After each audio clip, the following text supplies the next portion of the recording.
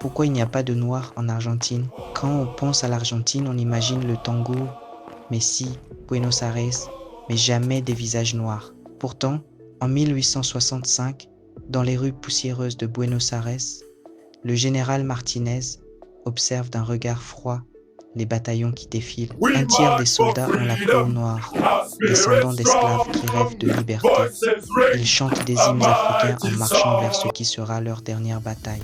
Ce que ces hommes courageux ne savent pas, c'est que leur propre général a déjà signé leur arrêt de mort et celui de tout leur peuple.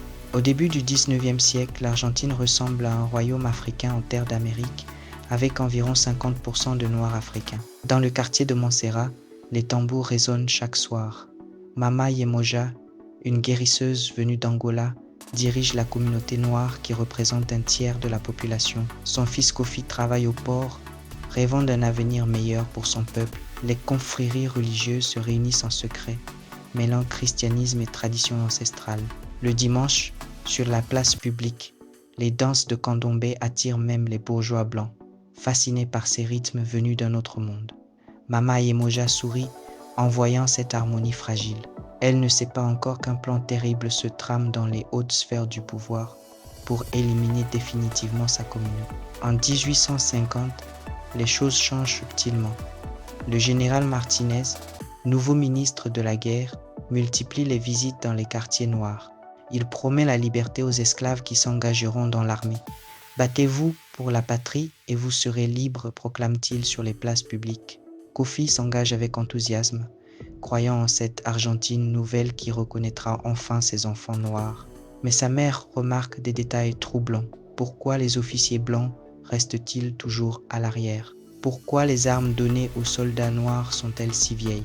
Une inquiétude sourde grandit dans le cœur de la guérisseuse qui presse le piège qui se referme sur son peuple. 3 ans plus tôt, dans le bureau feutré du général Martinez, une réunion secrète a lieu. Les élites blanches de Buenos Aires, la capitale du pays, ont un problème. Comment construire une nation civilisée avec tant de noirs? Le général propose une solution radicale. Nous les enverrons au front. La guerre fera le reste. Le plan est méthodique. Première étape, enrôler massivement les hommes noirs en leur promettant la liberté. Deuxième étape, les placer en première ligne sans formation ni armes décentes.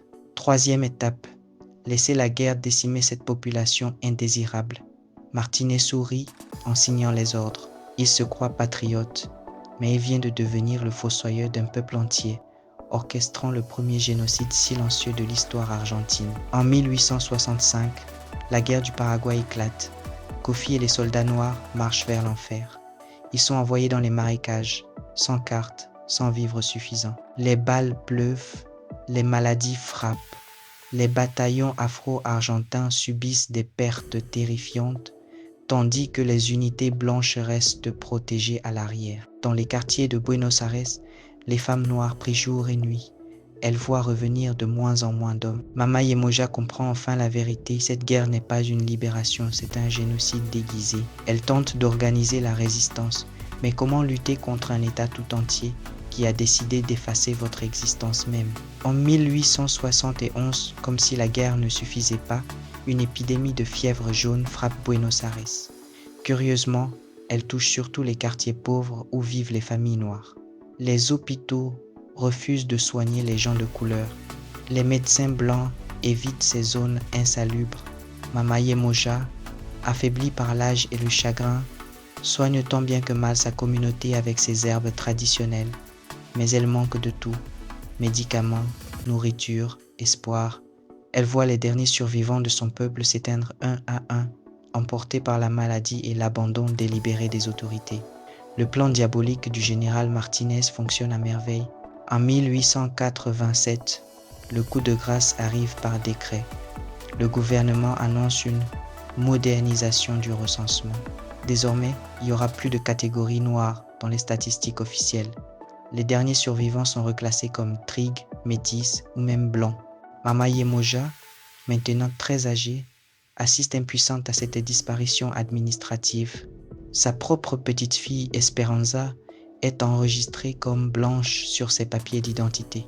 « Grand-mère, pourquoi nie-t-on ce que nous sommes ?» demande l'enfant. La vieille femme n'a plus de mots seulement des larmes.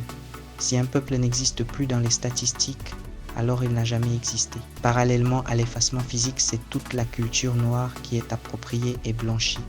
Le tango, né des rythmes africains du candomblé dans les quartiers noirs, devient soudain une création européenne. Les danses, les chants, les traditions culinaires, tout est récupéré en effaçant soigneusement ses origines africaines. Les dernières confréries religieuses sont interdites, les écoles afro fermées, les journaux de la communauté censurés. Mama Yemoja voit sa culture ancestrale devenir invisible, comme si son peuple n'avait jamais contribué à l'âme de cette nation. L'Argentine se construit une nouvelle identité, blanche, européenne, civilisée. Le mensonge devient vérité officielle. Pendant ce temps, dans l'ombre, quelques familles noires ont survécu. Esperanza, devenue centenaire, a gardé précieusement les photos, les chants, les recettes de ses ancêtres. Elle a transmis en secret l'histoire vraie à ses enfants et petits-enfants. Ils sont peu nombreux, mais ils existent encore. Ces survivants cachent leur identité, se font passer pour métis ou blancs pour échapper aux persécutions. Mais dans le secret de leur foyer, ils maintiennent vivante la mémoire de leurs ancêtres. Ils sont les gardiens d'une vérité que l'Argentine officielle refuse d'entendre, les témoins vivants d'un crime contre l'humanité. En 2010, tout récemment, pour la première fois depuis plus d'un siècle, le recensement argentin pose une question simple. Vous considérez-vous comme afrodescendant? Des dizaines de milliers de personnes répondent oui. L'Argentine découvre avec stupeur qu'elle n'a jamais été ce pays blanc qu'elle croyait être. Les descendants d'Esperanza et d'autres survivants sortent enfin de l'ombre. Ils témoignent, racontent, prouvent.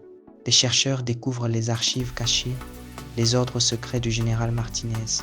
La vérité éclate. L'extinction des Noirs d'Argentine n'était pas accidentelle. Elle était planifiée, systématique, génocidaire. Aujourd'hui, dans les rues de Buenos Aires, une nouvelle génération d'Afro-Argentins lève la tête. Ils dansent le tango en rappelant ses origines africaines. Ils exigent que l'histoire vraie soit enseignée dans les écoles. Ils honorent la mémoire de Mama Yemoja et de tous ceux qui ont été effacés.